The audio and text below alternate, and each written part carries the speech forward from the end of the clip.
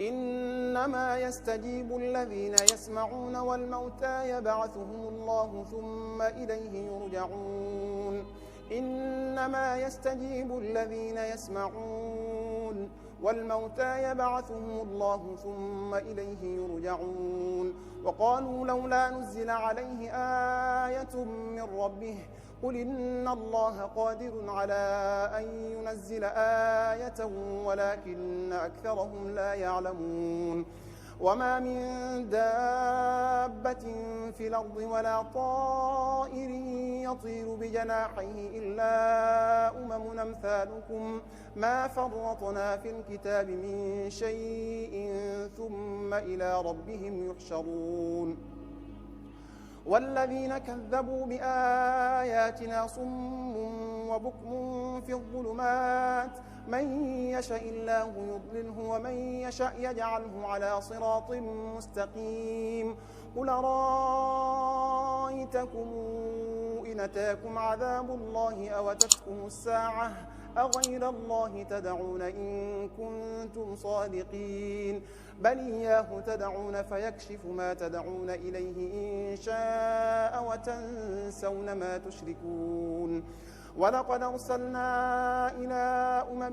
من قبلك فأخذناهم بالبأساء والضراء لعلهم يتضرعون فلولا إذ جاءهم بأسنا تضرعوا ولكن قست قلوبهم وزين لهم الشيطان ما كانوا يعملون فلما نسوا ما ذكروا به فتحنا عليهم أبواب كل شيء حتى إذا فرحوا بما أوتوا أخذناهم بغتة فإذا هم مبلسون فقطع دابر القوم الذين ظلموا والحمد لله رب العالمين قل رأيتم إن أخذ الله سمعكم وأبصاركم وختم على قلوبكم من إله غير الله ياتيكم به انظر كيف نصرف الآيات ثم هم يصدفون قل رأيتكم إن أتاكم عذاب الله بغتة أو جهرة هل يهلك إلا القوم الظالمون وما نرسل المرسلين إلا مبشرين ومنذرين فمن آمن وأصلح فلا خوف عليهم ولا هم يحزنون والذين كذبوا بآياتنا يمسهم العذاب بما كانوا يفسقون قل لا أقول لكم عندي خزائن الله ولا أعلم الغيب ولا أقول لكم إني ملك إن أتبع إلا ما يوحى إلي قل هل يستوي الأعمى والبصير أفلا تتفكرون وأنذر به الذين يخافون أن يحشروا إلى ربهم ليس لهم من دونه ولي ولا شفيع لعلهم يتقون ولا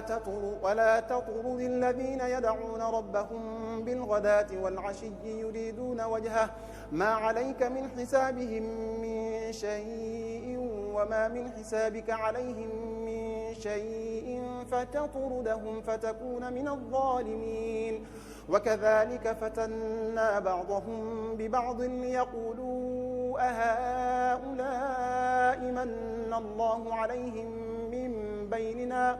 أليس الله بأعلم بالشاكرين وإذا جاءك الذين يؤمنون بآياتنا فقل سلام عليكم كتب ربكم على نفسه الرحمة أنه من عمل منكم سوءا بجهالة ثم تاب من بعده وأصلح فإنه غفور رحيم وكذلك نفصل الآيات ولتستبين سبيل المجرمين قل إني نهيت أن أعبد الذين تدعون من دون الله قل لا أتبع أهواءكم قد ضللت إذا